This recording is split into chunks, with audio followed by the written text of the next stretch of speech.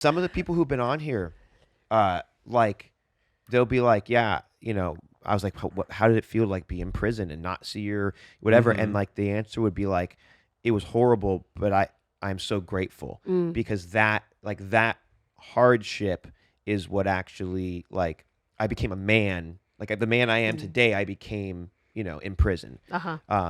And again, that is the mindset of a winner. Yeah. It doesn't mean you had to have been wrongly convicted. Maybe you did something wrong, but you're like, you know what? That's on me. And I mean, serving your time, isn't there a lot of honor in that? There is. There should be.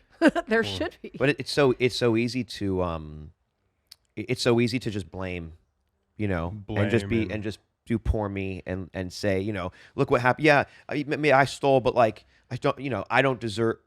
Or you can actually go, what's the universe telling me right now? Yeah. What's the lesson in this? Take a negative and turn it into a positive. Find like the light in something that may have or may not have went this way you wanted it to go, Yeah. Yeah, we might all be teaching each other some things today then. Then we will get started. Not a damn chance. Not a damn chance. Thank you for being here. Thanks for coming. Stop it.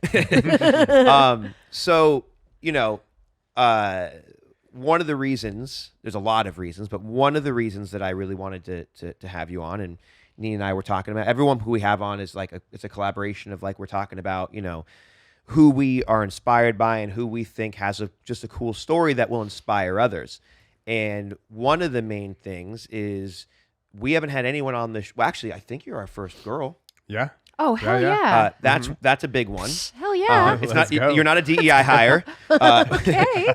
Okay. But you were definitely the first person who started their journey of success at a very, very young age. Yeah. Yes. Most of the people who we've talked to, we are talking about like the lessons they learned in their late 20s and their early 30s.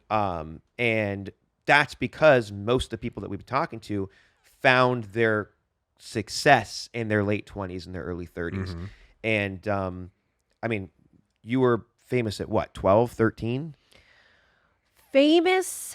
It's on TV? Sure. No, I was a working actress, but I was Disneyfied at 16. But I had been pounding the pavement beyond people's understanding from the time I was like 8. Solid 8. I think I got my first union card at like 6.5. I'm like triple vested. For real. It's like, okay, well, there's that. That's worth my childhood. But, it's kind of just, it's a really fascinating thing. And you're right. Like when the goalpost is set at an adult level, when you're still learning your ABCs and whatnot, I have a very strong point of view about it. I do. Yeah. And that's the thing is like, as a grown man, I make very different decisions. And I can handle pressure very differently than I could as a teenager, right? And so those are some of the things that like I just find incredibly fascinating is like, the type of things that you had to overcome before you're a fully rounded, rational, adult. And it comes in waves because also too, when you're talking about like the pressure as an adult, the pressure to perform, right? Like with what you guys do, there is a very high level of performance that's necessary. And I've been to your restaurants, like it's serious shit. But you're performing at that professional level as a child too. And so, I call it a high performing child. When you're like a high performing child, it's not just like, and it also doesn't have to just be a kid actor. It could be like someone who's going to, who wants to be in the NFL or somebody who's an amazing musician or something. It's like any kid that's being pushed to a point of performance that's, high caliber performance. Yeah, there's not a lot of like terminology for this. Yeah. There's not a lot of studies for this. There's no case studies. And I originally started a podcast in an effort to kind of advocate, but it ended up becoming what people perceived. I think some of the criticisms that I had seen were that I was not learning the lessons and that I was being quote unquote bitter. And what I was trying to do was create a space just like kind of like this. Acknowledging a hard past doesn't mean you're bitter. A lot of people, it's easy for people to dismiss, but I know you personally. So I don't like talk to you about being a child actor ever. but I also don't find you to be a bitter person. Okay. That's what I mean. Yeah. Is like, it's okay. Like to be able to say, hey, this happened and I fucking hate it. Yeah. Yeah. And and some of the institutions behind it that need to be questioned in some ways. And how can we do it better for younger people coming before? Like those things, as I've become a mother, had become way more important to me to kind of stand for. And then I did get a lot of resistance in really weird ways that made a lot of sense. Well, it's like you're trying to bring awareness to a system that may or may not be fucked, right? It's so what you do you can mean may? What do you mean may not? Yeah. So then I love how like you were very sweet about that. Like it is a totally F system. But basically looking out for like the future, right? Yeah. For, new kids or new people that are going to come up in that world. Well, and the other thing is like for every Jenna Ortega, for every Selena Gomez, for every, I don't know, whatever kid is coming out right now that's like young, or even like my favorite right now is Millie Bobby Brown. I just kind of like. That's the girl from Stranger Things? Yes. Yeah. And she's 21 and like she's got all her tent poles and all her things going on and she's married to Bon Jovi's kid. Do you know about this? No. Yeah, she married John Bon Jovi's son and I mean, it makes sense. I think he has an equally strange name. I don't know how to say his name. That's dope. But he's a handsome guy and they ended up moving to Nashville so that she could have her lives sort of separated. And I can't help but silently advocate, even though I'm not currently doing the podcast anymore and I'm not like flying out to LA, or I was working with SAG at one point for the singular program that's offered, okay, which we can get into if you really want to, but whatever you want. I didn't think we would get into this. But I look at these young people coming up. For all of those famous people, there are thousands of kids that weren't famous, that didn't make it, whose lives were disrupted by this infrastructure, this lack of infrastructure, and who were displaced from their homes in the Midwest or wherever just to go, their siblings are all displaced from their mother because now she's a stage mom out in California. And so we always think about the people who are visible and whether or not they're famous enough to care about. But there's a very silent majority of these young people who either kind of age out of the system, I guess you call it, right? It kind of is a strange sort of minority of unspoken like child labor force in some weird way. So did you grow up in LA and that, or are you a Midwesterner who came out with a stage mom? Okay. I'm a Connecticut girl from an Italian family. And I'm right by Pepe's Pizza and all that. And I'm like Milford, Connecticut is the next stop after New Haven. And so I'm from like a very, I would say middle class, family, Italian family, the Romanos. And my mom and I ended up doing a lot of dance competitions, and then I got scouted. I have 3 older siblings, and I was just the one that had the most, I would say, compliant and bubbly personality, right? Sure. So that's a perfect person to say, okay, go and tap dance for these strangers in a random room in New York City, like see what happens. Yeah. And so I ended up doing that and almost immediately was booking. And you were what, like 6, 7 years old? Yeah, I was 6.5. Wow. And then, did you love dancing or just a thing that your mom was into, or how? I liked turning on and making people smile. So I think I liked performing, and then the singing was a thing that was something that also came natural for me. You were just like naturally talented. I guess, yeah. I think that singing was it for me. That's what people, and my husband will always be like, Christy, you're a Broadway singer. I've been on Broadway multiple times. And he's like, people don't really understand that, or what kind of a discipline that takes from a very young age. So really what I started in my career was being a onstage performer. And so I went on the road at 8 and left my family with my mom for a year. Wow. And I'm currently writing a memoir and like revisiting that with all the like scraps of paper and playbills that my mom hoarded away for years. Wow. And then dumped in my house and was like, this is the time. I was like, God dang it. Now I got to go through all this. But really it's wild to relive, when you're 8 and you're with your mom on the road going from like, place to place to place, like a rock star or something. And you see a lot, you kind of, you don't know what's going on around you, but you're in an adult working environment. Yeah. And in the theater, like it's obviously very inclusive and a lot of people are being themselves and they're dramatic and there's high highs and low lows. And so for a kid to be exposed to that, you grow up a little fast. But For sure. when you're like a, fun, bubbly, precocious kid, it's your normal. Yeah. That's your life. So I would say I grew up faster on the sets of Disney than I did in the theater arts. I don't know why. What's up, everybody? This is Phillip Frankland Lee from the Not a Damn Chance podcast. As some of you may or may not know, I'm also a sushi chef. I got my first Michelin star back in 2020 for making sushi at Sushi by Scratch restaurants, and I am obsessed with Japan. Every year, my family and I go and we spend a good amount of time in Japan. This year, we partnered with Modern Adventure to lead a group through a culinary adventure through Japan. If you'd like to join us, please visit modernadventure.com and make sure to use promo code LEE500 to save $500 off the trip. That's LEE500, LEE500. I hope to see you in Japan. And how did that transition happen from, Disney is a big, going from touring and doing theaters to being, a Disney star. How does that?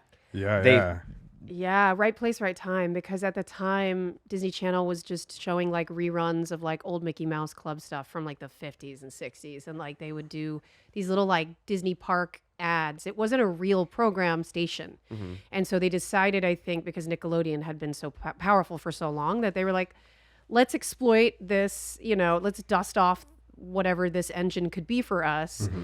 And the big word was synergy at the time. So they were like, let's kind of like create this little mini Hollywood system with new talent. And let's experiment with different types of shows that are single camera. So they're not just, they ended up becoming sitcoms. But my crop, which I guess technically a lot of people are so nostalgic for my era of Disney Channel. It's called like the golden era of Disney Channel. It's not a bad era to be a part of. Yeah, right. It's an odd one. Well, it doesn't even exist now. The channel's like just streaming. So that time frame for people I turned 16 and then I think it was like I think it was 2000 when it really broke. So people sometimes are like, you're a 90s star. I'm like, bitch, I'm not a 90s star. I'm not Tori Spelling.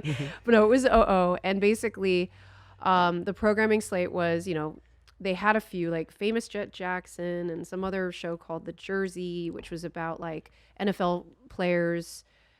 The kids would put on a jersey and become that NFL player. And so it was very like, they were trying, but they weren't hitting it. And then finally they cast Shia LaBeouf and me in this like crazy, wacky, zany family show called Even Stevens. Okay. And they did a pretty good job of curating, we'd have like Richard Kind and we'd have like, Phyllis Diller, we'd have these amazing, like high-level comedic geniuses be guest stars on our show, and the show really towed the line of trying to foster like Shia's talent, because Shia should be a comedic person. Mm-hmm. I mean, he's obviously a very dark soul, but I think he would have done so well if he would have stuck with comedy. I really do. I think his life would have probably ended up being a lot lighter, and I can't speak on his behalf, but I do think like him being funny on a daily basis was something everybody looked forward to, and it literally brightened a generation and taught them how to, say punchlines and do wacky things. And I mean, how many people wore Hawaiian shirts, right? Like after Even Stevens, it was like this archetype of this rambunctious boy. Oh, I still wear Hawaiian shirts. You're still Even Stevens inspired? Oh, I love them. But it was really, like I'm saying, time and place. Like I kind of had been doing this, like, pounding the pavement, doing theater. I knew all my lines all the time. And when we did our chemistry test with this boy, he had like two-toned hair. He just came in from Venice Beach, where his like, dad is like a homeless clown or something, like legit. Like really? Yeah. Dang. His dad is like a homeless clown, and like his mom is this beautiful hippie woman with braids, smelling like sage and all this stuff. And I was just like, wait, what's happening? I'm this like Italian straight-laced theater girl. Mm-hmm. So they were like, oil, water, let's do this as a show. Meanwhile, they were like, Lizzie McGuire, blonde girl from Texas, Hillary Duff, and like they just started hitting it right. Yeah. They found a frequency and they just hit it, and they kept hitting it. And then eventually Raven came into the fold a few years later. And then Kim Possible was like their first animated. they did what I said about synergy. They basically cast me on that. And it was like their first Walt Disney Studios drew her. So the people who were drawing Disney princesses like Belle and everyone else who was 2D animating, they drew her. So it was like, well, this is synergy between the studios and that's channel. So it was a singular kind of moment. And I just happened to become a part of it. That's all. That's so awesome. Yeah. So they just kind of approached you, or you guys? Wait, with Kim Possible? With the original show. Oh, with Even Even Stevens, it was Stevens. more or less like my mom and I had a couple $1,000 to pull together, and we flew out to LA. I had about 10 auditions within 30 days. The last audition was that. Oh, let's go. That's Yeah. dope. Yeah. Those are good numbers though Yeah, for yeah. auditioning in Back in then, LA. back Yeah. then when you were a kid, like those were pretty good numbers. Yeah. And I did you agree. do like a lot of auditions prior to this? Yeah, never in LA. Like that was my first foray into LA. The way that casting sees people, I kind of sometimes think casting is like a very artistic human trafficking. For sure. Because they'll be like, oh, we love New York actors because New York, and this was kid actors, you're talking about children, because they're just so rough around the edges. And like, they're not like these like, highly glossy LA kids. We love our New York actors. That was happening at the time when I came in.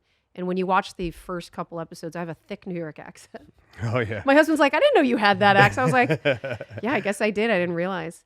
And then, now casting people love, people from Australia, New Zealand. And Yeah. for a while it was people from London. So yeah, I mean, I think I stood out initially. Okay. And I think that's what really just brought me to the table of being cast. So was the idea with you and your mom like take a couple $1,000, go to LA, see if we can strike it hot, and if not, we'll just go back home kind of thing? Yeah, it That's was. dope. I had been on a Broadway show and they closed early and gave us like severance pay or something. And so with that money, I actually found out through writing my memoir that I funded my entire life. So my dad had his wow. job and he was taking care of private school educations for my 3 siblings, but that my mom and I kind of ended up making enough money for me to be self-sustaining, which is how my father was like, you can go in and keep doing this because it's not costing us money. But I'm sure if I had stopped, I guess, making enough, then it would have been a Might very have changed things a little bit. probably, because my dad couldn't have afforded all the train tickets and Yeah. all of the subways at tokens And and staying out there, right? as yeah, well. or even just once we got out to LA, that was not an option. So what's that like? So you got your family, your parents were still together or they were divorced? Yeah, I mean they had a very complicated relationship. They, as I've seen from other child actors like Jeanette McCurdy, she had a memoir come out and talked a lot about this as well. But this is a commonality, is that like when a parent is displaced, it certainly is strenuous on the relationship, marriage, yeah, right? For sure. And then the parenting, and so my dad became Mr. Dad or Mr. Mom, and it was For your 3 sisters? yeah, for my 2 sisters, 1 brother. 2 sisters, 1 brother. Yeah, and they were all in high school. Like really, like my brother's in middle school, my sisters are in high school. They needed their mom, so the sacrifice was great, and you felt it like every day of your life that you weren't with your family as the youngest, the baby. So it's definitely been like a burden that I felt like I am a burden, and that my family and like we were kind of split up. And in some ways, when I was like with my mom, she'd be like, well, this is our life and that's their life. So it was kind of strange. How long would you have to stay in LA? Did you do most of the filming in LA? Yeah, I moved. Yeah, we Okay. moved to LA. And then if I was on hiatus, because there was 3 seasons, which is wild because people think it's been a lot more because they kept them in reruns for so many years. And so every year a kid would age into watching the show. So they're like, why would we need to refilm it? Just keep airing it from day 1 or whatever it is. So I have like 10 years of reruns where people think I'm Still on the show. Yeah, I'm as significant because they're new kids. They're new Yeah, sets of yeah. eyes. They're not judging. They don't know any better. But yeah, I was there for 3 years. And it was a big 3 years for me because I was, I think, going into my sophomore year of high school, and I was very much wanting to go to college. And my family was an East Coast college fundamentalist kind of, very competitive. And I wanted to achieve. I wanted to achieve at all things. And so to me, college was going to happen. But what I found was that there was a tremendous amount of resistance in the school system that they provide for you, like these tutors that they try to give these kids, like keep them almost illiterate by the end of their term, because they're really not qualified. And the more I dug into it through doing a little more advocating, the more I realized, like, you can take a test to be a studio teacher within 15 minutes. Wow. It's not a big deal. I mean, I know they have a union and they're important, but their qualifications need to be revisited in some ways, in some instances. What do you think the reason for that is? Is that like, it can't, it couldn't be calculated to actually keep the kids dumb, right? I think everything in production is out of convenience. So if it's a symptom of the problem, then so be it. And that's what makes having children in an unregulated adult environment so risky. And we've seen time and time again how that works out for these people when they grow up. Yeah. Because not everybody is mentally resilient, because they break at a certain point. Yeah, because I grew up in LA, so I've been on a couple tiny little things, So Wait, what? I've actually been. You're a child actor? No. I was like, I was on an episode of Quantum Leap. Oh my God, I love that show. I was like, have they brought that back? They did bring that back, didn't they? I don't know. Yeah. But I was never an actor. But I grew up around that world. But I'd been on the set, a couple sets before, and like I had a tutor because I had a Coogan account. Yeah. Probably I think I remember I got enough to get a to buy myself a Nintendo 64. Yeah. And cruise in America. That's I incredible. remember my dad fronted me out of my Coogan account to be able to buy that. Oh no! Did you end up paying it back when you were 18? Then? Well, okay. Well, so I think so. I can't. Because I was gonna say you could take out. You can't take it. It's frozen. Correct. You're 18. Correct. Okay. So I think it was like, hey, you're gonna pay for it, but when I turn 18, Yeah. I'll give you the $300 or whatever it That's was. so sweet, though. That was just. Did you ever? This is what I'm trying to say. Is do you think he ever really got it? I don't. Here's my recollection of the story, and it could be slightly skewed. We went in when I was 18 to get to my Coogan account, and it was empty. And they apparently, because I was like 7 or 8, so it was like 10 years. But 10 years of they had been taking out like fees, like monthly fees. Oh, And so you so have to the- continue to make money to have something. And so in there or was something. nothing because I wasn't an actor. Yeah. I had been in a couple of things, and so I probably had maybe $800. Do you think they were your union dues? Was that it? When you say fees, like I wonder if they were I taking don't- it. That shouldn't be the case. That's the thing. In I my- don't that's- remember it well enough to make like Yeah. an accusation. Or are you I talking just, about your Coogan account at the bank? at the bank? Got it. So the bank was taking bank fees. I believe Those like you have mother- a checking account. Back then they used to charge you $20 a month to have a checking account. or Yeah, I whatever, remember right? that, yeah. So there was something about the fact that it sat there for over a decade, and it wasn't set up in a way to generate interest. It was set up in a way that had a fee Yeah. associated with it. So there was like no Yeah. money when we went to get it out. Aw, I remember that. that makes me sad. But also I think it would have been $600. I think back then I was like I wanted my money, but also like at 18 I wasn't I had already been several years out of high school. I stopped going to high school when I was 15, so I was several years out of high school. I was living on the road playing music, Yeah. and my life was not about let me get that money from when I was a child actor. From Quantum Leap, Yeah. that Quantum Leap money. No, but imagine like having financial illiteracy, like without any schooling and being sort of like I keep saying the Midwest. I don't want to be like rude about the Midwest, but I mean somebody who's just never been exposed to media and I grew up in how- LA, and I had enough. Both myself and my family had enough financial illiteracy to have $0 left in the account. So it's not. That's It's what I'm not trying to about where say. you're from. Yeah, The system wasn't necessarily. I mean, they don't hold your hand at all. Coogan account's there for good reason, right? Like the idea of it being created, I think is a good reason. Absolutely. But if the end effect is you don't have any money left in your account, that's not a good system. Right. Yeah. So That's one break in a Yeah. very broken like chain of events. I had a question. Did you have help with like financial planning as a kid? No. Or did you learn that kind of No, the I hard see. way? So like when I look back and I say, okay, I paid for everything. Yeah. As I was achieving, really, there was little tokens that I would be given, and I'd be able to get clothes and things like that, and just the opportunities themselves cost whatever I was making, and I'm like trying to really reason with that, and then over time it ended up costing more and more, and then my mom and I ended up, when I was older, like separating for a whole year. I fired her as my manager because I didn't like the way that the financial planning was going, and I couldn't understand it. Like where it was all going. I couldn't understand it because now you're an S corp, and now you're a this, and now there's these taxes, and it's like I had this one CPA when I was 18, and all I cared about was getting a Maxim and partying, and I didn't get a Maxim.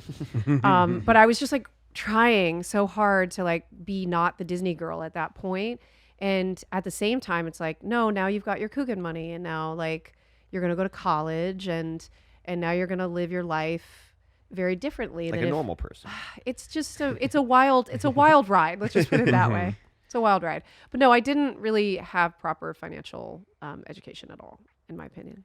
If it's not too much, what was it like having to fire your mom? Fucking awful. Yeah. My mom lives here now. Okay. We never have ever healed from that, but we are as close to healing as we could possibly be. She lives here. She takes care of my kids as a token of respect. So you have a relationship today. No, yeah, and I would Okay, say it is a good good, relationship. Good. But the reason I say it's a good relationship is because there's so many boundaries. And I'm not the only millennial. I talk to many of my millennial friends who've had to set boundaries with their parents who are just from a different generation. I would say that I was treated like an immigrant kid. You have to achieve super high. The money that you make should go to the family sometimes, like when we need it. And, your expectations are so high, and your morality has to be high.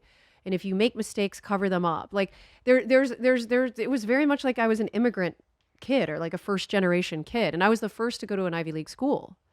So that was like another thing where I was checking all the boxes and thinking that I was, the best in our family or something. And, I think it was a bit divisive when you think like that. So for me, it's been really cathartic to like make boundaries with my mom that are in line with my values. Sometimes I'll see other kid actors that I know are still under the thumb of their stage parent. And it's so clear to me that they're infantilized and that they live in this bubble. They still live in LA. They still have their same agent. They're still, just like they never crossed the line. They've never rebelled. And it's great. I'm so happy that, you can still get hired in Hollywood because you've never gotten messy and you still, and it may work for them, but I'm proud of the fact that I pushed back, that I was like, you know what? Like, we're not going to do this anymore this way. I mean, you're a strong person, and I know you to be one. When you look back, okay, so how old were you when you fired your mom? I mean, I was 21. Okay, but when I say 21 upstairs, I was socially a little bit like immature. I think I even heard, not to bring up Millie Bobby Brown again, but she's been talking about this in these interviews lately where she's like, I'm not the same girl. I can't be around people who are like my age. She's 21. Yeah. And so I think it kind of like, you're very smart in some ways. Yeah. And then you're not smart in a lot of ways that the industry allows you not to have to. And is it because you're like enclosed, like filming, acting the whole time and not necessarily in the street kind of dealing you with... get good at what you're exposed to. And if you're not exposed to it, you have no experience. Yeah. Right. Yeah, exactly. So when you look back at that as being a 21-year-old who was mature in certain areas and immature in certain areas, when you look back at that, do you think you made the right decision? So funny. I was grilled recently on Special Forces. It's a reality show I did for Fox. Which we're going to get into that at some point. There's a lot. So Special Forces was insane. And it just aired in January of 2025.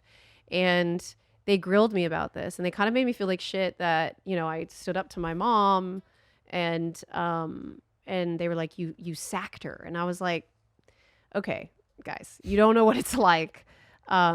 And there's some things that between my mom and I shouldn't share, or if I share, I should be very, you know. Please don't I don't give us care. anything that you don't You're not. feel I'm not comfortable. uncomfortable. This is all consensual. Consensual venting that hopefully inspires somebody. I don't know. I'm waiting to get inspiring. I'm not sure where the inspiration's coming, but yeah, it sucked. I mean, it sucked to have to like be emailing my mom in a way that used her fucking first name. All of a sudden, I'm 21, and like it happened to be that I was dating somebody that demanded that I figure out how much money was in my account. He was like, "You don't know how much money you have in your account? That's ridiculous. And I don't like the way your parents treat you, and you're mine now, so like you have to make a choice." And I stupidly chose the man or the boy. And I thought, you know, this is the way, and I should have been doing this all along, and I would have been even more famous if I had just shed them and done a Maxim. Like, I don't know why, but every Y2K actress was doing Maxims, right? And like from there, it was like, it was a poster for them to be like accepted as these like young virile women or whatever. Yeah. And it was like, Who okay. had just graduated from Disney type thing, right? Yeah. Yeah, So like, yeah. well, I remember Jamie Sigler did it. I remember Hilary Duff eventually doing it. And, you know, I'd seen all of my peers and colleagues while I was at Columbia studying, you know, political science at the time. And I was just like, shit, I should get back. I should be doing that. I shouldn't be here. This life is not me. I have this other part of me that I need to be doing. So I felt like I was insecure and I had a lot to prove. So part of that was listening to the wrong people. And I get that my parents did need boundaries, and I could have, I should have gone to therapy and learned how to communicate with them and been like, no, this is not okay. And this is why, and we need to revisit this relationship. Yeah. But you're on this train and you've been conditioned by your family to be compliant. So asking that of them feels really unfair. So yeah. I mean, there's a reason they say not to mix, you know, business with pleasure, and why not to do business with family. And it's because it's very hard to be objective. It's very hard to be objective with someone that you emotionally care about. And so, you know, in a situation like that, it's interesting to me, at least, in like, the idea of like, so you've got this guy who basically, you know, gives you somewhat of an ultimatum. You follow, as a 21-year-old, 99% of the time we're going to follow the love that we think we have. Yeah. Yep. Just dopamine. Yeah. At that point, you're just chemically addicted to that person, and you're just like, oh yeah. But had you, like, was she actually doing something nefarious, or? It's hard to say. Like, I actually do think I need to. There's a part of me that's like, do I do the forensic accounting? Well, like, the thing is, like, and that's what I've noticed about at least myself as I grow up. There are things that I felt were done to me nefariously that as I grew up, I realized there was not, even though it wasn't correct, there was nothing nefarious about it. It was done with the best of intentions, perhaps not the best of execution. But when you're that age, and, you know, for me, testosterone and, Yeah. you know, all that type of stuff, it's very difficult. You know, it's very difficult to be older than you are, to have Thank more life you. experience than you have. But then for sure. you're given this very particular set of rules that you have to live by that are not defined, but you know that they're around you. They're like these invisible rules that I'm this like young semi-famous person. I'm not famous enough. What do I got to do? It's like you're in a ping pong table. You know, it's like you just have like, and somebody, you don't know who it is. It's just like hitting those little whatever things. What are they called on the ping pong table? Or the little Foosball? Those little buttons, what, like the soccer Not a one? ping pong. Not a ping Yeah, I was pong. gonna say there's no buttons on ping pong. Pinball. Okay, pinball table where what are those little fucking things The called? flippers? Yes. Are they Yeah. called flippers? Yes, it's like somebody know. is touching those fucking flippers and you're just the ball. And you're Bouncing like, back now and you're going to forth. this hole and now you're going over to Yeah. this. And so you just don't really feel in control of your body.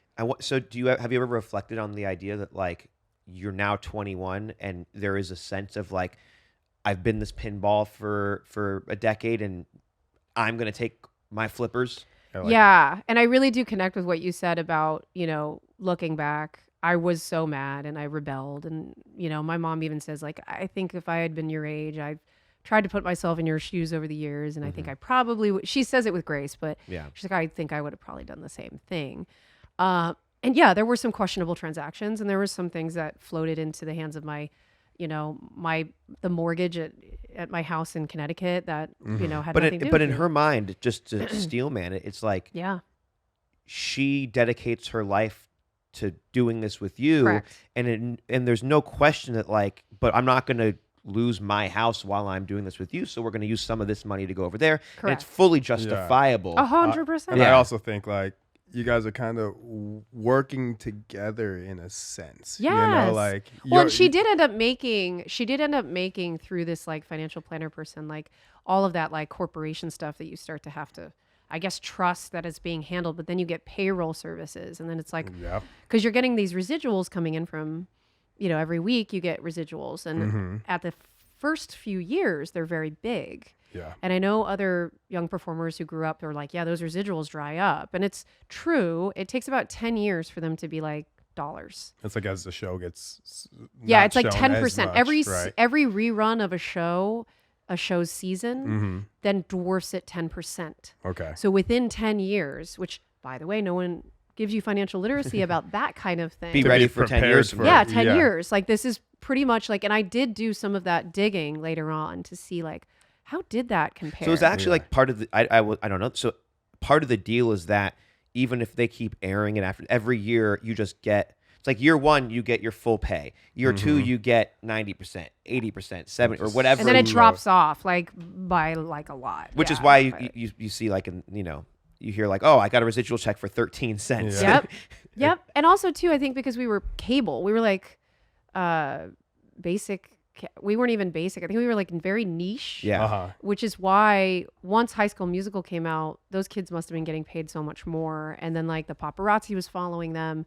We were really like 1.0 Disney kid celebrity type. We weren't celebrities. It kind of reminds me of like skateboarding, because like you get endorsements and you'll get contracts for like 3-5 years, and then no one in skating, because we all start off young, you don't really think of what's after that 5 year. You just think like you're going to keep killing it. You're going to keep getting the money. You guys don't that think you're about making. getting injured, like, and what might happen? It happens. Not when you're a kid. Yeah, I mean, Yeah. you're made out of rubber when you're a kid. That's So true. injuries That's don't true. come too often, But there is this weird, what I wanted to touch on is like there is this weird thing where it's like you have a 5-year contract and you're making however much salary a year, but you'd never think about what's going to happen after, because a lot of times what happens is you don't get re-signed. They have new CEOs in the companies, stuff like that. And then these skaters are basically just kind of thrown into the real world, So it's like they live this life of all they've known is skateboarding, and just like not answering to anybody and making money. And then it's like 5 years goes by and it's like you're an adult and you have no like work, like you've never worked anywhere and you're not making any money and you didn't get re-signed, and it's like, what do I do? That's so crazy. Where's the reality show? There should be a reality show I in mean, there. they should do it. Right? Yeah, I for follow sure. Tony Hawk. I love him. Well, he made it work. Yeah, he did. He broke away and like basically is like an all-time like celebrity. Does he like mentor? I don't think so. Oh, damn. Because I always see Yeah. him like doing his skating at different parks and like doing content with it. So He does like different media things. And, Yeah. He did a podcast for a little bit too.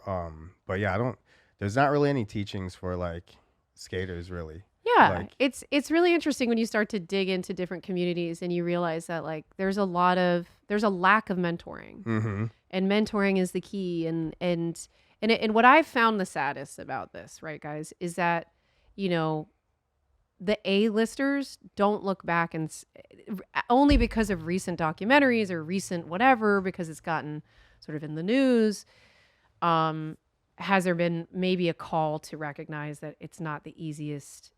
There's a lack of infrastructure, right? Mm-hmm. But it takes an explosive documentary in order for any A-lister to look back and say, oh yeah, that was a tough time. Yeah. It's weird how people who are successful, like even Tony Hawk, like doesn't have his own, I mean, we should know this if Tony Hawk has his own little mentorship program or For something. sure. I don't. Yeah, we don't know. We gotta look this up. Yeah, I'm not sure. But there should be more of that, and there should be more like Drew Barrymore doing like pop-ups at the SAG offices or some shit. Well, it's kind of like you said, like for every person that made it in your world, it's the same with skating. For everyone that made it there, there's still like hundreds of thousands that were out there in LA and wherever that are trying to make it that never made it. That's very cool. What I'm happy to feel like I'm seen. What I love about these sort of like roundtable discussions that we always have is like, okay, professional skateboarder, actress, chef could not be further apart in like you would think at face value, but it's exactly the same. Yeah. So like at a certain level, there is mentorship. There's dudes who can help you learn how to kickflip better, right? There are people who can help you figure out how to deliver a better line or how to get booked or how to style. As a young cook, you work in a restaurant and you have guys who teach you how to get a better sear, how to do whatever. It's when you graduate. And so like there's no mentorship in my industry on like when I was going to open my first restaurant, I tried to find a book and there wasn't a book on how to run a restaurant business. There wasn't a book. I looked on the internet and I couldn't, maybe there is one out there, people, but like I couldn't find one and I tried. Could find books on how to cook. I could not find books on how to run a business or run a restaurant. Which is crazy because how many restaurants are opened, right? And so many. But how many are closed? Yeah, the thing is, it's one of the hardest. I mean, it's a cliche now, or it's a stereotype that like restaurant business is like the number one failing business in the world. You gotta open a car wash. Everyone needs their car wash. Laundromat. But everyone needs food too. But the thing is, nobody I guess now there's a couple of books, but like nobody had like said like, here's how you do it and here's how you do it successfully. And so like, even today, and I've now owned restaurants for 12 years, I still have no fucking idea how the business side, like there's still things that like don't even make sense, and you're still learning on a daily basis. So it's very interesting to hear both of you talk about how like there's no mentorship or financial planning or how do I do this? It's like, yeah, that seems, but I kind of feel like maybe that's because there aren't a lot of people at the top in any of these industries or in any industries. And so it could be because they're like, it's not easy to get there and it's not easy to understand how to get there. I also feel like conversations like this kind of shed light into these things that we're talking about. This is the mentorship, right? Yeah. Here, like kind of bringing light to these worlds and these I have a crazy situations. question. Do you think that a show like Hell's Kitchen is sort of a way of showcasing mentorship? Okay, so I've never watched Hell's Kitchen. I know I know it's He's like a kids show version of it and everything. I used to love Hell's Kitchen. I mean, it's him. All that I know is like the clips of like him yelling at people. Right. Yeah. Yeah. And I think that is a sensationalized version. For sure. But my industry got, Me Too is the wrong word, but like my industry got incredibly rearranged. Like my industry went from like when I'm the last generation that was physically abused by your chef.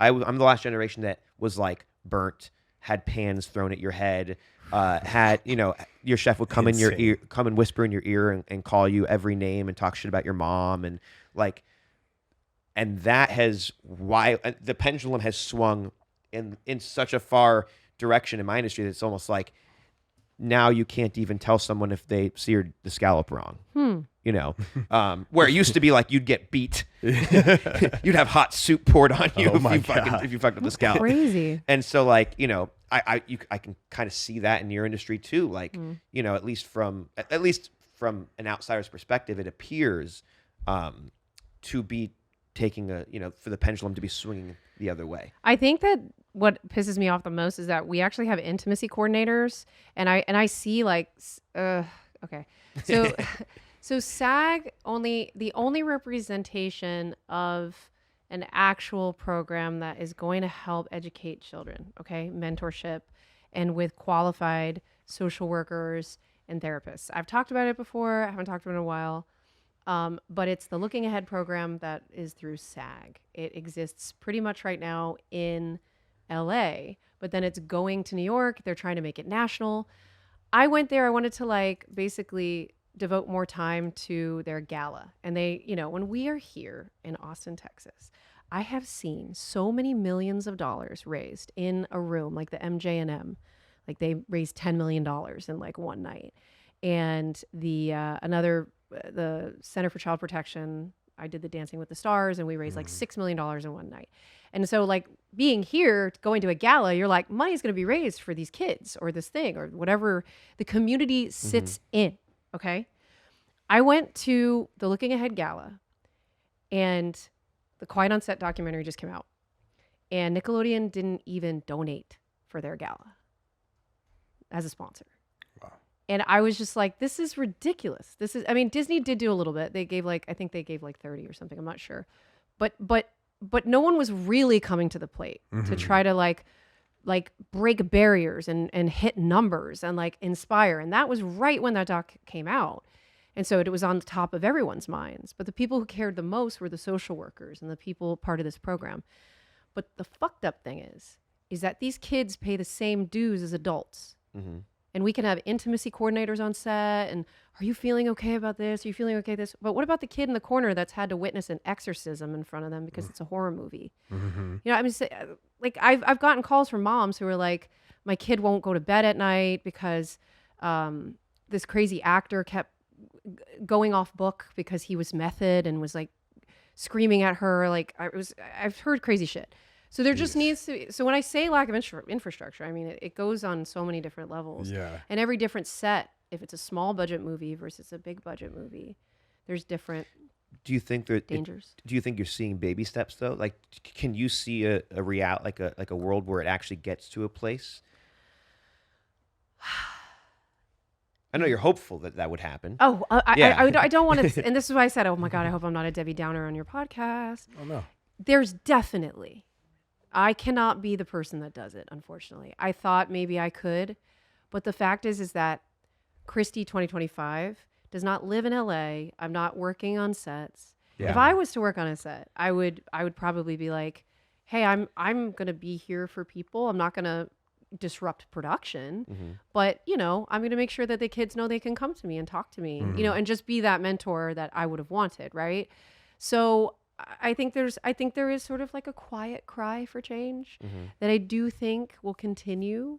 I think that we still see more of that conversation being had for even like kid influencers, right? Like I think that there's definitely, it's all good. Like I think it's all moving in a better, more accountable, you know, conversation. Yeah. I think it's getting better. Good.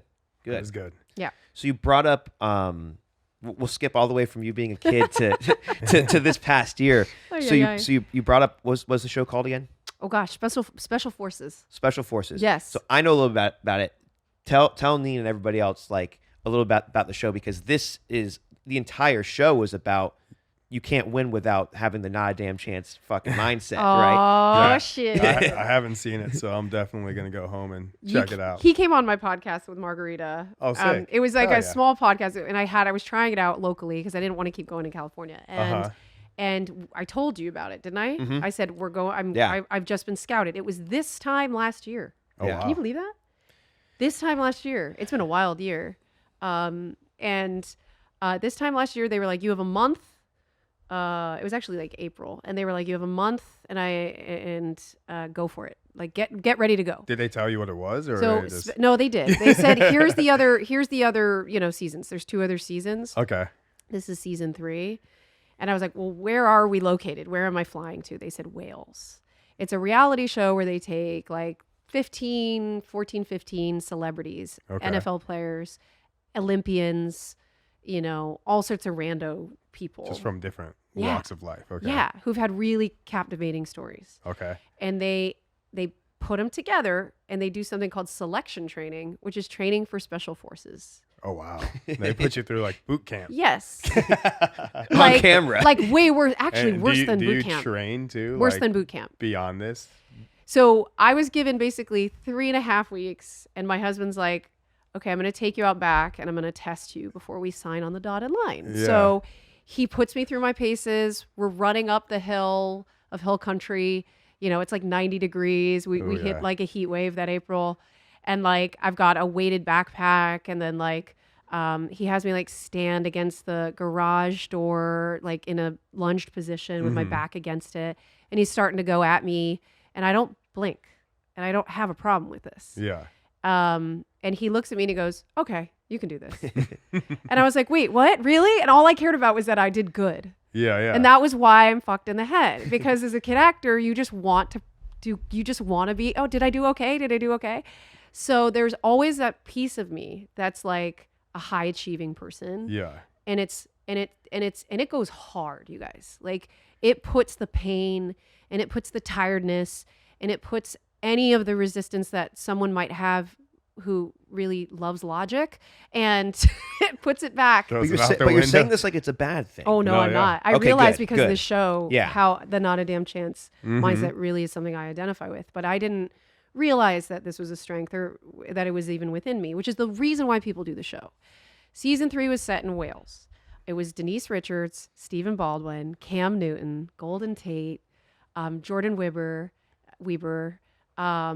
Nathan, Adrian. These are like Olympic swimmers and gymnasts and like NFL players and like the most spirited reality show divas. And do you have a training background? Do you train no daily or anything? No. Just that one test. No. Let's talk about it. Like I'm skinny fat. Like I don't work out. I love to eat. I do not work out. My husband works out. He walks like 5 miles a day or something, maybe more. And I'm just like, bye, see ya. Are we ordering delivery tonight? You know? And I've had 2 kids and I didn't really want to, I bounced back the first time. But that was just because I have a high metabolism. Okay.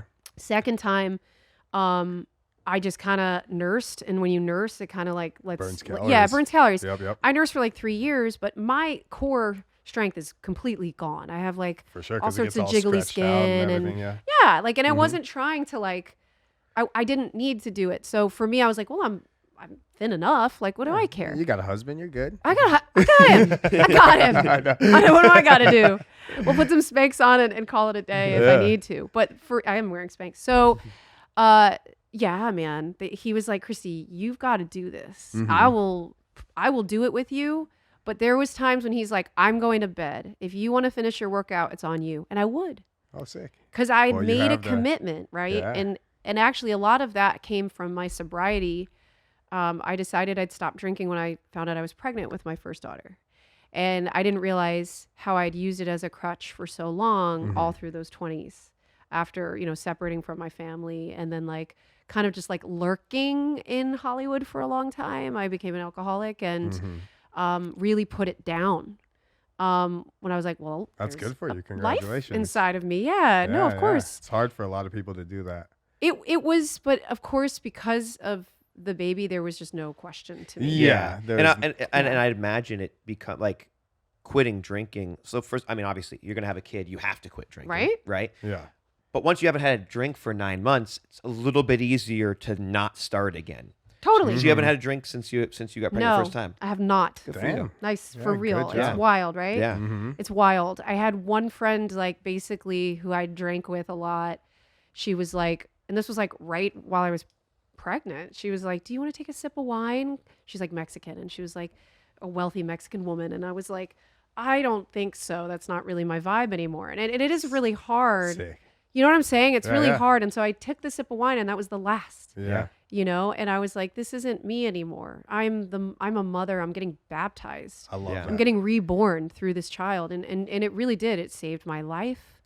And, yeah, no, it was beautiful. Oh, go ahead. I was going to say, I don't drink neither. I haven't drank for... Margarita's not drinking. Yeah, Can I say she's that? not drinking Can I bring too. her up? Yeah. She's one of my dearest friends. Yeah. His wife. And it's good when you have other people that don't drink So hanging with you. I went to a Like, you Christmas know. party with Margarita and I brought my own like non-alcoholic like rum for it was an eggnog. They make good ones now. And yes, they do. Ritual. Shout out to Ritual. But yeah, it was like I brought my own mocktail so that Margarita and I could have it together. That's awesome. And so far she's been doing great from what I know. Yeah. And She's I'm crushing so it. proud of her. I mean, she is an incredibly strong woman, and incredibly strong-willed, and she never had a problem. No. But she just like, we have our daughter's almost 3, and when you drink at night, you don't have as much energy in the morning.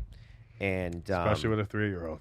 And you know, I mean, if you guys think I'm busy, Margarita is just she never stops. And so like having, you know, she was like, I'm gonna just not, you know, because she's the type of person. I only recently got into like exercising and working out, but because of her father, you know her father. Have you met her dad? Yes. Well, I saw the video and your stories because it was his birthday, and he was like doing your wooden paneling. Oh, he for builds sushi. out all the restaurants. Yeah, he builds all the He's a rest, but beast. he's just like the gnarliest dude in the world. He looks so young too. such a beast. He does. I mean, he was like, you know, I mean, He's cool.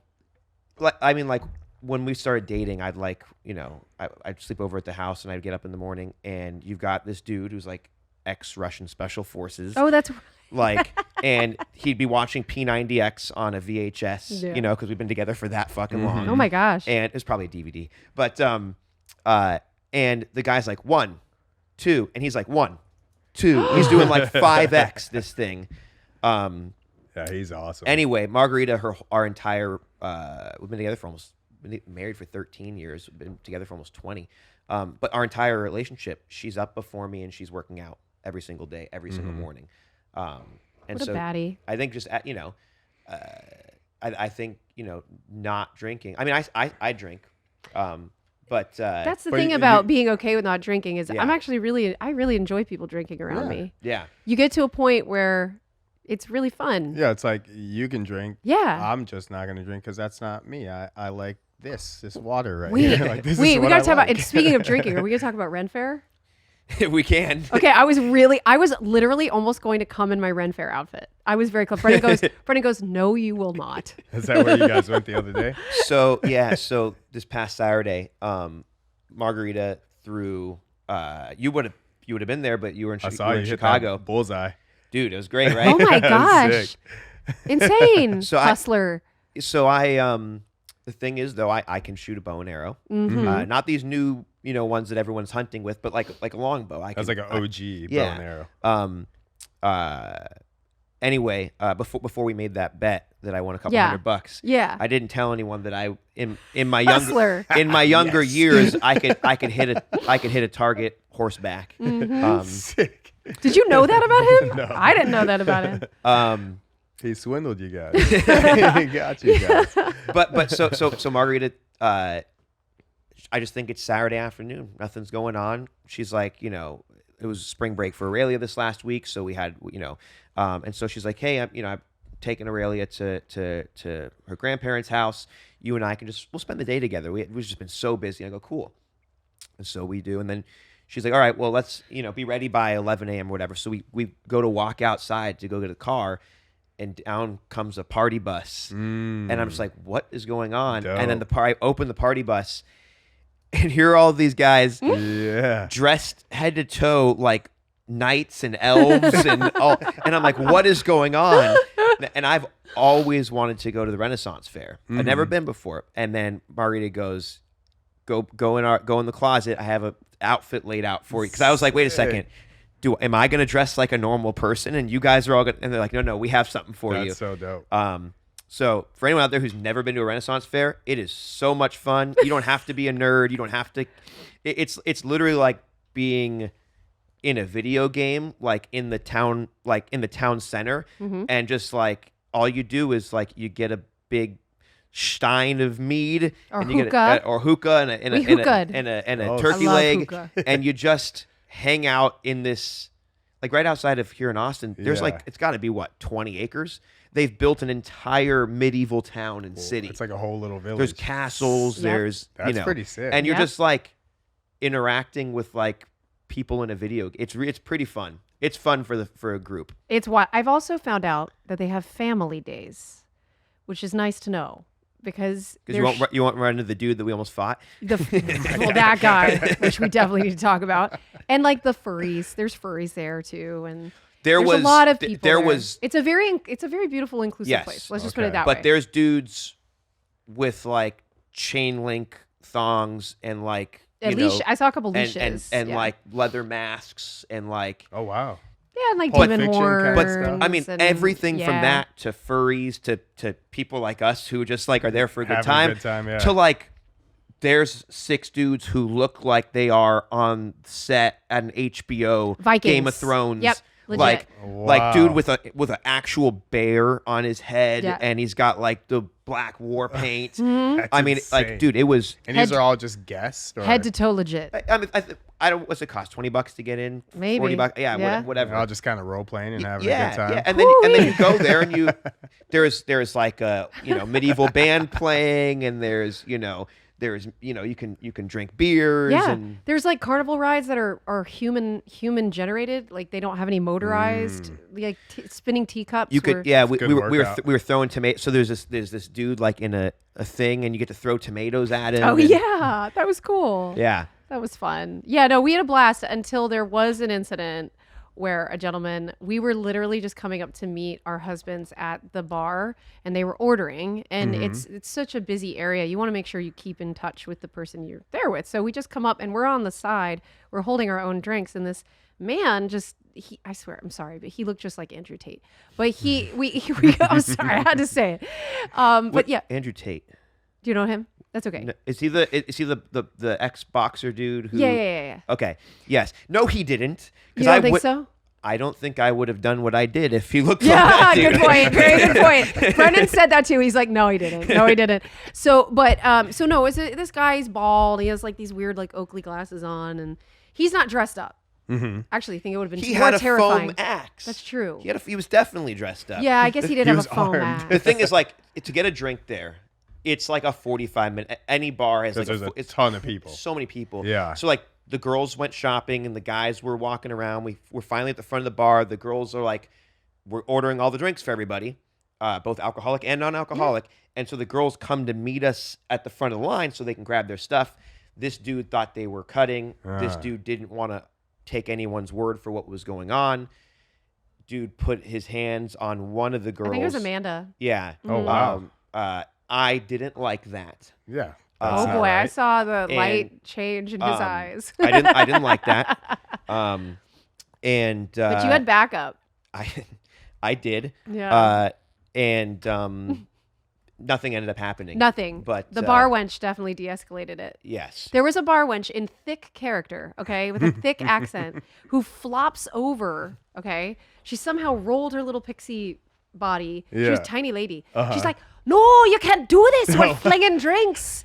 And then But I also, She kept it. I She also- kept it. character, everything. I also Yeah. think me getting in the dude's face, speaking the way that I did, Mm-hmm. and then 4 of my guys with me, Yeah. and this dude was seemingly by himself. he was not backing down. This is what would preface it. So it was, I thought literally, I was like, is I there thought we were going to fight the dude. He they were probably had a they were couple about drinks 1 second away from it, but that in little him. pixie lady, I think she Yeah. helped because she pushed him off. We have video of it. I started videoing. I was like, what would Gen Z do? And I was like, I started videoing it. And I was like, this is gonna weaponize this moment. I'll have to see that. Yeah, I have it. But I was really proud of the guys. And then a little drama's kind of fun as long as no one got hurt. Yeah. We had a fun time. It was- I talking mean- trash on that guy the whole day. It did make. I mean, look. Very rarely am I like 4 beers deep by like 2:00 in the afternoon. Very rarely. But it made. I mean, we almost got to. Afterwards, like there literally across the way, there was like a thing where you could like sword fight, and I was like, dude, I should have challenged him to a duel. Oh. Like, I mean, like that. he would have accepted. I guarantee. Would have been sick. Homeboy doesn't know I can shoot bow and arrow fucking horseback. I'm gonna win the duel. Yes. Hell yeah. Well, I'll tell you what. I woke up the next day and I was really confused. I was like, did that happen? Not just that part, but did the whole Renaissance Fair happen? It was one of the best days of my life. It was. We're gonna make it like a. Oh, I'm coming. we You're gotta coming make- next time? I'm down. dude. Okay. We're gonna make it coordinate a thing. whole backstory. We're gonna like have real costumes this time. I wanted to Absolutely. Let's do it. Yeah, this time I'll know about it. Yeah. touch on so you said you went to this thing, right? Oh, the special forces. Yeah, I want to hear about Yes. this thing. Yes. What so how was it? Well, transformative, and then that informed the way that I handled a really life or death situation that happened shortly after, which we can get into. Basically, I was gassed with like chemical agent. Yeah. I was buried alive in a coffin, which was my ultimate fear that they exploited for like, I don't know, they said 30 minutes, but I think it could have been less. And I was crying my eyes out, but got Nope. up, Nope. kept going. Not for me. Did you have to like break out of it? No, or it did they wasn't. just It's bury not. you and It's just not so leave much you in that. there? It's that selection training is putting you through different training exercises to show you what it takes to be an actual special forces person. Right? Okay. The guys that created this are from the UK. There's a Mm-hmm. UK version that's been going for years, and it's called Who Dares Wins SAS. Right? That's the British intelligence or the special forces there, and so they've basically they're these badasses. One of the guys is Billy. He's the bodyguard for Angelina and Brad back in the day when their kids were like little too. Mm-hmm. And they're all so decorated and just the most badass guys you can imagine. Then we had Rudy Reyes, who's a Marine, also a badass. He's like in Generation Kill. It's like about his wartime stuff that he did then. And he's what they call DSs, your directing staff, Mm-hmm. but they basically torture you. It's their entire jobs to like put you through this selection, but like I'm 130 pounds with no athletic skills to my name, standing next to Cam fucking Newton. I'm like, this isn't going to go well. Or Cam's going to carry me, which he did a lot of times. That's right. And a lot of people too, which, I mean, when you watch the show, certain people's qualities don't show as well because of the editing, because it is reality. For sure. But a lot of the people leaned on each other to get through this. And from what I was told, in light of the not a damn chance mindset, I was told that I was the biggest cheerleader. Okay. And I think that's because I didn't want to let my husband down. You know, he's a Marine. And I was like, he told me the whole time we were training for those 3.5 weeks, he's like, you can't quit. Yeah. Whatever you do, you can't quit. Because supposedly the show is the one thing that you can't do is quit. So if Okay. you quit, that you're out. If you're injured, you're medically discharged. But pretty much the 2 seasons prior that I had watched, they couldn't take. I have an armband, a number. They can't take your armband. When I got there, they're like, this year we can take your armband, and I was like, oh shit. But I still wasn't gonna quit, and there was no way I was gonna quit, no matter what. What's the significance of the armband? So that you're a number, no name. Oh, They want to okay. strip you of your identity because they have these like, you know, celebrities come and they're like, But no. what you mean by take it? It's like, hey, we don't think you're good enough. We're Yeah. ousting you from the show, type of thing. Yeah. Yeah. And okay. it was, I mean, it's 10 days. Okay. I made it to day 8. And I did not. That's badass. Thank you. That's is badass. dope, I did yeah. not quit though. That was also Uh-huh. kind of a scandalous thing, was that I did not quit. They took your band. and they took my band. So if it was a prior season, you might have made it through the whole thing. I would not have quit. Let's just put it that way. I Yeah. knew what to expect. My husband trained me very well. Mm-hmm. He would scream at me. He would do things that I knew I needed, and I asked him to do that. I was like, give it to me. Did he love that? No, I know. I think I did think he maybe did at some point. Yeah. Because some a tells me little he doesn't get to yell at you a lot. I know, right? Because I'm Sicilian. I'll yell right back sometimes, or I'll throw a shoe. But we actually don't fight as much as we did in our 20s. We were all spicy, but once we had kids, we just were tired. We don't have the energy to Yeah. fight anymore. I feel like once you have kids, you kind of like there's like a new level of like maturity that How many kids do you have? I have one. One's enough. Well, yeah, One's enough. I've definitely felt like the level of maturity kind of take place once I've had one. Me and my wife, like it's like we don't like bicker anymore. We just like, we agree to disagree. That's Yeah? fine. Okay, Yeah. what else are we doing today? Well, and Let's also move too, forward. what we've learned is like, know? okay, so when you're fighting, you got to get to a solution. Yeah. It can't be like an open-ended argument. No, you have that to- someone's. There has to be a conclusion. There Like, has to, because yeah. we have to move on from this. Yep, we yep. have a And whole that's life. what sober helps with a lot. No, There's a for lot sure. less. There's a lot less fighting when there isn't alcohol involved. Mhm. For sure. It's kind of like you want to talk about your problem. You know, like if Mm-hmm. you guys have an argument, it's like, let's talk it through. Sometimes the other person, whoever it is, doesn't want to talk it through, but you know, it's always best to kind of come to a conclusion, come to a solution, and then you're gonna see each. You're in the same house all day, so you guys have to move forward some way or another. You know, you can't be bitter against each other. Exposure all day. therapy. Yeah, you know. Yeah, for sure. Yeah, and I mean, so let me think about it. So I was gassed, right? Yeah. Buried alive.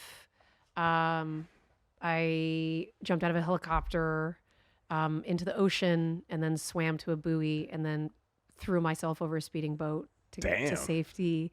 I passed all these things. I jumped off of maybe like a 200-foot bridge with a bungee cord. Wow.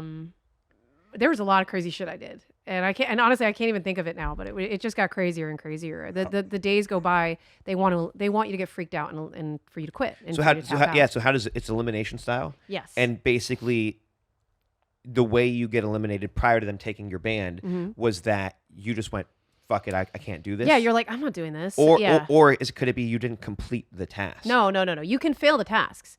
In actual selection training, I think that you have to keep doing it until you complete the task. Or give up. Or give up, but also you can fail out of selection. I think it depends on how they're running the course. But I've seen it both ways where you can be like, no, I want to do it again. No, I want to do it again. And then in order for you to continue. But I mean, selection isn't 10 days. Selection is like a year.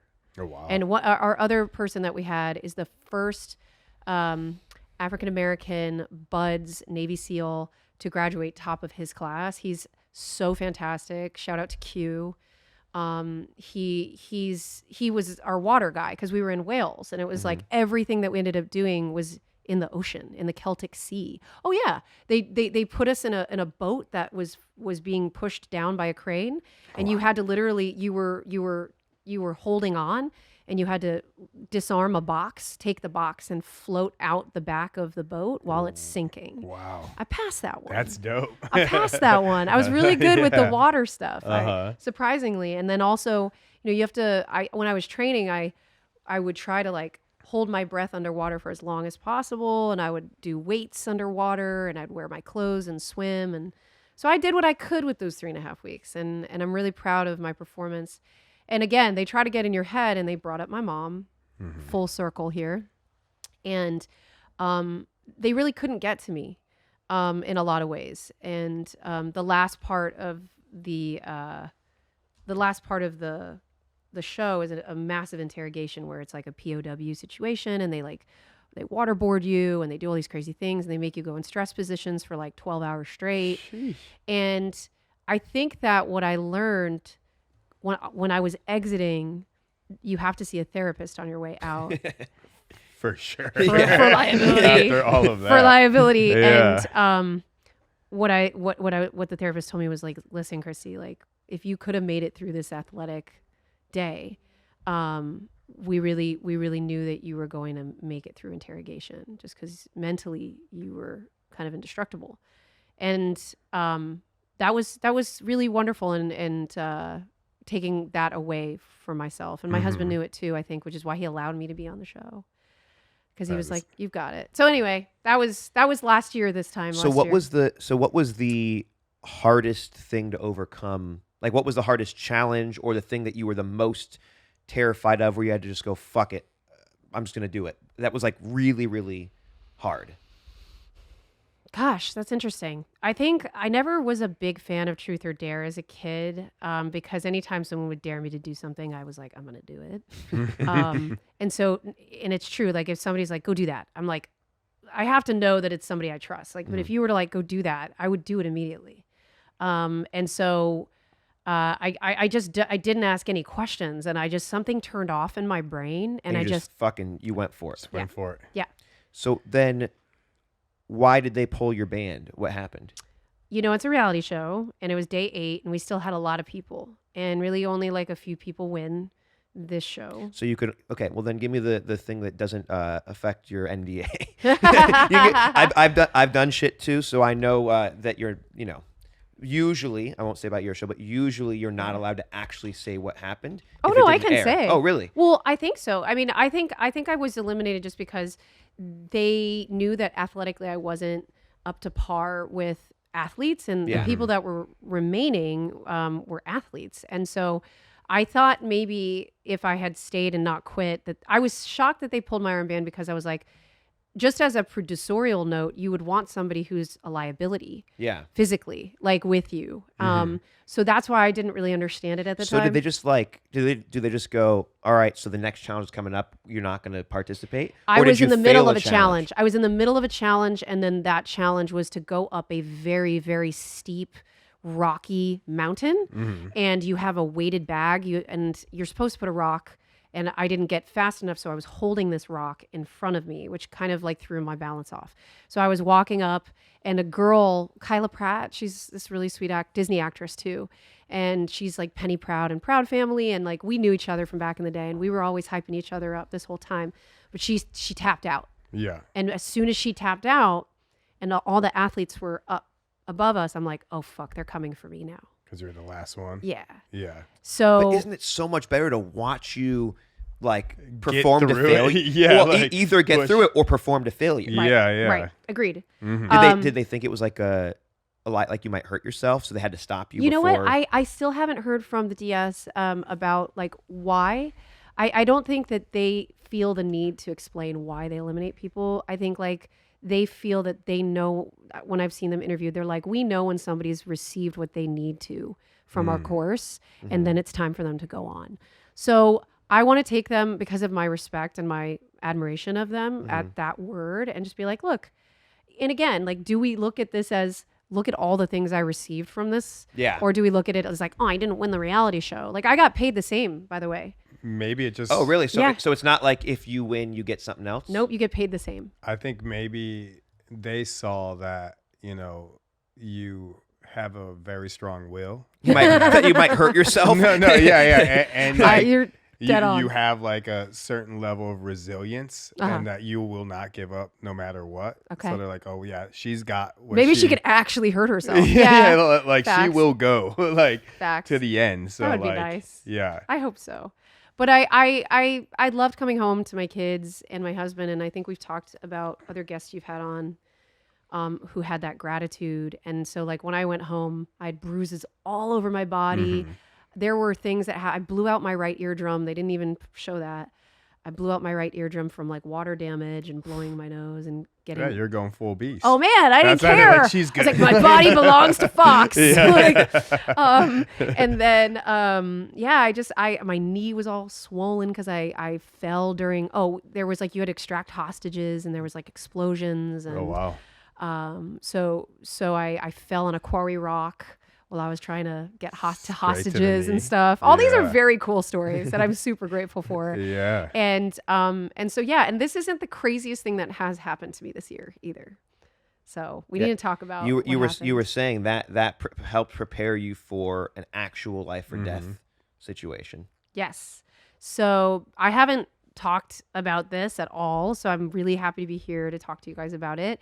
I've had a lot of people hit me up, clearly, like TMZ, like I was like in my recovery bed and TMZ's like hitting me up. And I was like, this is so gross. Like people just want to know, and it has to come in time, So I'm happy to talk about, basically I got shot in the face a month ago. Actually, like with a gun. That's insane. Yeah.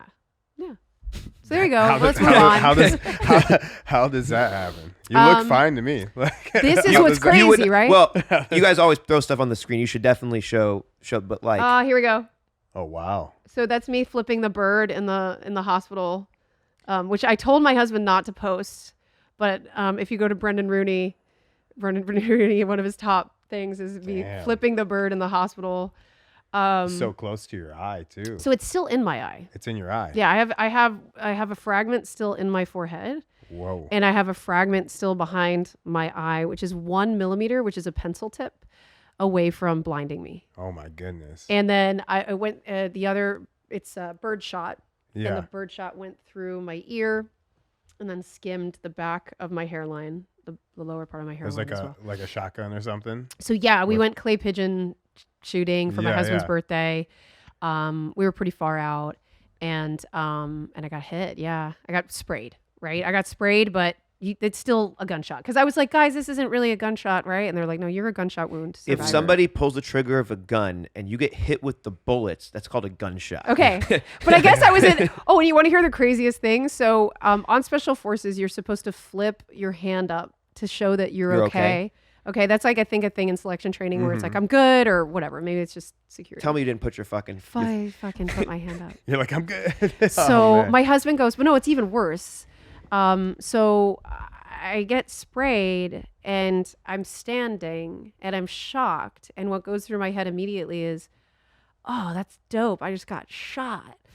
And then That's insane. and then I look at it and I go, oh, now I'm going to die. And then I take a knee, and my husband witnessed it and was like, hey, are you hit? Because I didn't scream. Yeah. I didn't do anything. I was just like out of body. Like, you know, what we talked about with. How did you get hit? What do you mean how? Like, The specifics? yeah. I don't know if I'm at liberty to say specifics, but it's birdshot that got sprayed in my direction by another party. Yeah. And that okay. essentially it was within 200 feet. I can tell you that much. Wow. Okay? 200 feet, which means So really somebody else fast and hot. accidentally shot in your direction. Yes, yes. Not, they weren't malicious. It wasn't aggravated Just assault. It's what happened. Not proper use Correct. Of a It was, firearm. and gun safety is important. Like, I don't care who is on any side of whatever political spectrum you are. I think gun safety, even the people that use guns here in Texas care so much about gun safety. And this is one of those instances where gun safety is, I'm now a freaking poster person for. Yeah. And St. David's is like asking me to go back and talk to their wound victims. And I'm like, are you kidding me? Why me? I guess it's so that they are like, wow, I could heal, and over time, like, things can happen. But I feel very, very out of body about it, and even talking about it here, since it's kind of my first time being in a podcast setting with it. So yeah, it's pretty wild. So I hit my knees. What did it feel like? Like what is Sure. like what is that?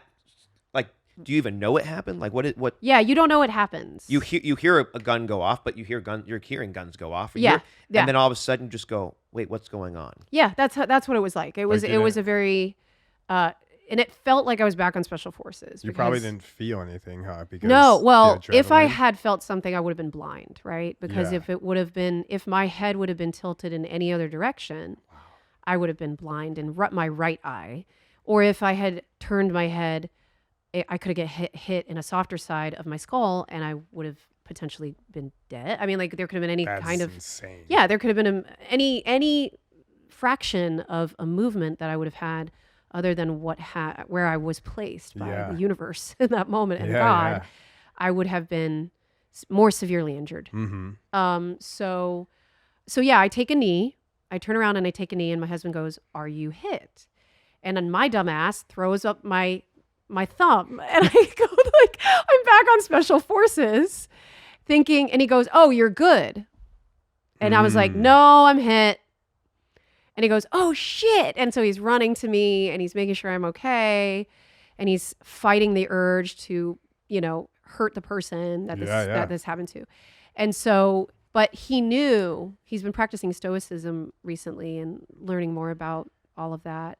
And there was something in him, and it was his birthday, by the way, his actual birthday. Oh, wow. So he was immediately like into action mode, as if he was in Special Forces or something, and it was just like evaluating me. He ran to get the car, was back, and I'd say like maybe like 5 minutes. But in those 5 minutes, what I ended up feeling, I kind of was like, I started forgiving.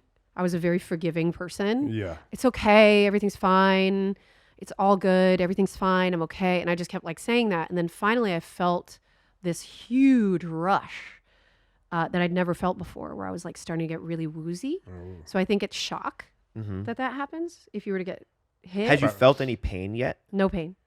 But then as my husband was like trying to check me out, But you're like covered in blood. so I was covered in blood from my forehead. This one was like as if he goes, "It looks like you got punched by Tyson," because he was trying to Kinda make me swelling feel up. better. Yeah. And he was like, and I said like 3 things. I was like, am I going to die? Who's going to take care of the girls? Is my career over? It's like so superficial to be like, is my career over?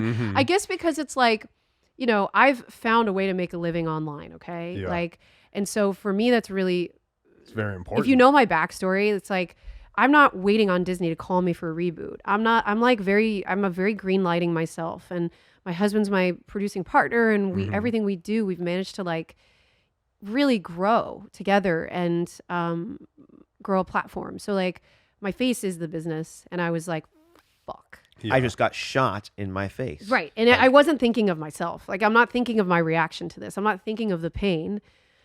And then I do think that shock is amazing because like I couldn't feel it even if I was in pain, strangely. So yeah, I started bleeding from the forehead, and then a little bit I felt here, but the forehead was getting in the eye, the left eye. But my husband thought I was blind. He was like, he tells me this later, because he's totally chill. Yeah. But then we're in the car speeding 130 miles down the way just to get to the closest whatever, like in the middle of nowhere hospital. And he was thinking that at some point I was going to lose vision. Oh, man. And so he was like, this is going to happen. And I was funny as shit. I was making jokes left and right. I was the funniest I've ever been. I was saying to him things like, this is regarding the person that did it. I was like, what did I say? You miss 100% of the shots you don't take. And I was like, wow, I'm so fucking funny right now. And in retrospect, I was trying to be funny. I kept doing this too. Like there was always something. I asked my husband, and this is not a kid's show, so I can say this, but I was like, are you going to fuck me again? Am I ugly? I was like, seriously, I thought I was just trying to be funny and not cry clearly, because I wanted the people around me to feel more calm. Yeah. So that they could take better care of me. Again, it's the mindset. Yeah. Right. You get shot regardless. You can make a joke out of it. You can feel bad about it. You can lean into the fear. You can lean away. None of those things are really going to change. The reality is the reality. Mm-hmm. It's unfortunate and it's fucked up and it sucks. And I'm sorry that happened to you. But again, one of the reasons we wanted you to be on the show is like, not everybody would be able to handle it in that manner. And I think that speaks volumes to just who you are and how you have, become successful and how you have stayed, at the level. And I can't even fucking. I do have a question. Mm-hmm. How did you? So you heard the gun go off. Yeah. You don't feel it. At what point? I know you say you take a knee, but like, at what point are you like, I think I just got shot? Like, do you start immediately. to see blood? So I didn't. No. It was before the blood started trickling, and because it was such close range, my plastics team was like, it's cauterized immediately because it's so hot. So like burnt it. So it's clean. Yeah. It's clean. So because I was worried about infection and swelling and all that, but they're like, no, it's first of all, there's small fragments. Thank God it's birdshot, right? Because if it was buckshot, they would have bんbigger. There would have been more lead. I could have suffered lead poisoning. Mm-hmm. I would have. So, and that's the thing, was the reason why they were processing me was to see if I needed eye surgery. And based on my scans, because it was so close to anything critical, it was a scientific miracle. Like truly, I've had many people try to not say that word in the medical community. They're like, look, we don't like to say it, but it is, because the shot that is in my orbital fat tissue is right pressed up against the bone, but didn't impact the bone, and it's far enough away from anything critical there. And it's right next to a nerve, and it's right next to a muscle, and it's right next to a thing. Right in that sweet spot. If there was ever, they didn't even know there was that kind of a sweet spot. Yeah. That's why when I'm talking to an ophthalmologist guy, he's just like, I've never seen anything like this. He goes, look, Nerf guns, by the way, like he's like, I take eyes out of children all the time. Wow. Because of the BB pellets or a Nerf gun or something like that. He's like, those things are very different conversations that I have, not even at super close range. If it's hitting these kids in the eyes, I'm taking them out. They're blind. He's like, so when you think about how miraculous this is, it's why I bought a cross for my 41st birthday on March. I had my husband buy it, and why he's like cracking the Bible a little bit now. And it's like, you can't deny that miracles happen when you receive one. And this isn't even about the mindset, but it can be interwoven into being resilient and leaning on something bigger than you and having it sort of be very poetic. And, I'm a receiver of some sort of a miracle. And when I posted about this, I chose to post about it, which was fucking insane. I could have gone underground, but just so happens that I had a deadline with a skincare company. And I was like, I need to fucking post that. But we do need to tell. I can't go underground. I got to keep making money for my family. So I chose to post about it, and my husband is so good at knowing how to frame things that he helped me with the caption. And we posted about it, and I was proud of the post. And now it's got like 16 million views. Damn. And it made ABC News World Tonight. And so that's when TMZ's texting me, and I'm still bleeding. And like, I'm like, fuck this. Like, these vultures are coming, and I don't want anything to do with it. So I didn't give any interviews to anybody. ABC, Good Morning America. Everyone's calling my husband. He's like, I don't even know how they got my fucking email, like my number, my anything. And it's like, people are just hitting him up left and right. And we're like, no, this is our journey. Yeah. This is my recovery journey. And this is my story. And because it's gun related, it's pretty serious. For sure. And so we need to turn this into a positive right away. And I feel like we handled it really well.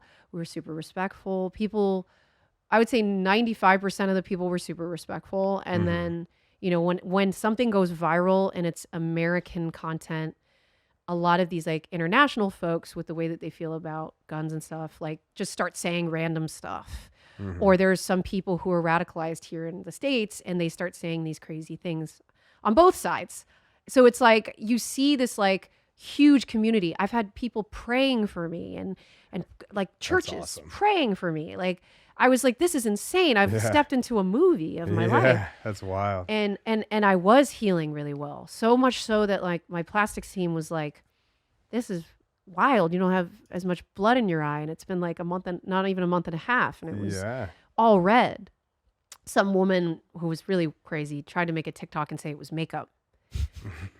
Some guy was like, they'll come out the woodwork. Some guy was like, oh, I wish it gone through your skull. And my husband was like, and he had like an ATX in his handle. And my husband was like, oh, we're finding this guy. We're finding this guy. He had to like scratch the Intel itch or something. I mean, we were literally having a conversation about this earlier. It's like when a post goes viral, it goes to people who aren't in your, in your circle. That's kind of when you know it goes viral. We make fucking hamburgers. Yeah. And we've had a few things that go viral, and all of a sudden there's people in there. I'm like, these can't be real people. These have to be bots. Like, people in there who are just talking mad shit and like, it just catches the wrong side of the internet sometimes if it goes viral, and you're just like, as soon as you start getting those comments, you're like, oh, it's viral. Like here they come. I'm glad he's been practicing stoicism. Because that would be a difficult, somebody comments that, should have gone through your wife's skull. He was really fucked up about it. That would really be difficult. He had a rougher time than I did mentally, actually. For sure. Good thing he's sober. Yeah. I know, right? Yeah. I know. I mean, I guess. Goddamn. I know. I mean, in some ways, I mean, I wouldn't have... my husband doesn't drink either, in solidarity to me, but I don't mind if he wants to have a beer, like, with friends. Like, I have no problem with it. But it also kind of hurts his stomach, so that's why another reason he doesn't do it. But, look, I think it also has to do with his military background. Yeah. I mean, he was in the field again with me, and like, of all people, like, he knew I trained and I had this resilience for special forces, but he couldn't have expected something like this to happen. And I'm sure on his birthday of all days, and and I felt bad about that. It was like I was worried about everybody but me. And then I would say it was really hard to see him experience his own PTSD with it. He's like, I saw it go in you, and it's like, you're my wife. So I'm like, I can't relate to that. I can only relate to what my experience is of getting shot in the face. And hopefully you never have to relate to that. Oh my God. Oh my God, please. Yeah. So yeah, and also something about sobriety, I will say, it's one day at a time. And so like, that is a very inspiring mantra that even though I don't work a 12-step program or anything like that, I do really think there's a lot of principles of this that help people make the next right move, the next right decision. And so it's really, for me, some days it's one day at a time. And it's, since the accident, it was one day at a time for a couple weeks. For sure. And then we had my birthday, and it's been much more about the gratitude and how I've received this miracle and how I can just maybe find why I was spared my vision. Why me, right? Like you have to sort of wrestle with that at some point, where then you're like, okay, I need to figure out why I was saved. And I believe that will come. It's sometimes the worst things that happen to you that 20 years down the road, you go, thank fucking God that like perhaps it's the person who you haven't even met yet today that you will meet because of that thing that will take you to this thing and you'll do this thing. Yeah. And that becomes the new sort of like fork in the road in your life. For sure. But sometimes it's so fucking hard to actually come to grips with the fact that like this is the worst thing ever and there's no reason for it yet. Yeah. You know, but having faith that there will be a reason.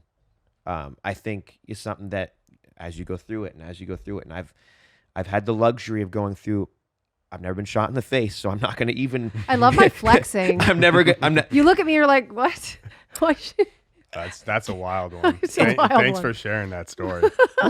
But I've been through enough that people would have given up, and but every single one of those things, I can look back now and be like, had I not done this. Had I not gotten sued, had I not done this, had this thing not happened, I wouldn't be where I am today. And now I find gratitude in that thing. So now as bad things happen to me, and they still happen, as bad things happen to me, I'm able to in real time go, okay. Literally, so I was going through a thing just a couple of days ago, this thing in fucking Seattle I was telling you about. And it was, I went through a very short bout of depression. It only lasted about 10 hours. But it was, the way I got out of it, it was the fucking news lying about me in the fucking paper. Okay. Which I've dealt Seems with. to happen a lot. Yeah, I've with dealt with a everybody. few times. Yeah. But it really, and then you start reading hundreds of comments about like how I've been like there. who is this dude? You know, like just Yeah. all this horrible wretched I'm stuff. sorry. Margarita's getting you know. Oh wait, I think I know about this. I told you You about- did. yeah. Yeah. That was crazy. The wrong side of the internet gets a hold of it, and But the way I got through it, even though I was wrestling with that like bout of depression, was Yeah. like I just asked myself a very simple question: have you ever felt this way before? Meaning, like, have you ever felt like the walls are closing, you're not going to make it to tomorrow, there's no way you're going to rebound from this? And the answer was a lot of times. The next follow-up question is, did that reality occur? Meaning, like, the last time you felt like your career was over, was your career over? And the answer is always no. And I was able to just be like, okay, well, that means that this feeling will yield. This is the feeling of before that next sort of like level up or that step. And I was able to go from being, again, incredibly not okay to completely okay. And it was just changing the way that I thought about it, changing it to, I don't know how this will be good for me, or I don't know what I'm supposed to be learning here, but I do know that I will learn, and I do know that it will be good. And I've had enough practice, decades of practice of that to actually be able to do it in real time and not have to wait until the good thing happened to be grateful for it. Good. the mind's incredibly strong, you know. But it's a muscle for sure. But it's Like, a muscle that you yeah. exercise. Yeah. for sure. And God damn, have I had a lot to exercise it on. Yeah, lot of sounds like practice. it. Sounds like it. Yeah. Yeah. I mean, I think that I try to like avoid confrontation, and it doesn't matter even if you're like me and you try to avoid confrontation, it will find you and it will test you. And I'm lucky though that, you know, I did have a persistent stage mom that never allowed me to quit. Mm-hmm. And you know, I would perform when I had strep throat and fevers and stuff on Broadway and stuff, and like I just don't know how to quit. Mm-hmm. And that might be my superpower. Yep. And it also might be my cross to bear, that I Mm-hmm. have to learn how to advocate for myself so that my daughters know how to do that for themselves.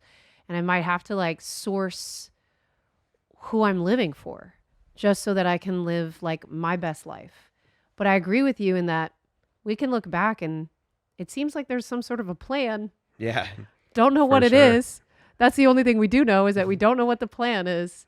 So I love your approach. I'm a big believer in that everything does happen for a reason. Mm-hmm. I think that the world is like there is a wave that is cast, and it's how you decide to surf that wave. But the wave is cast. So I believe in the idea of destiny, and I believe in all that.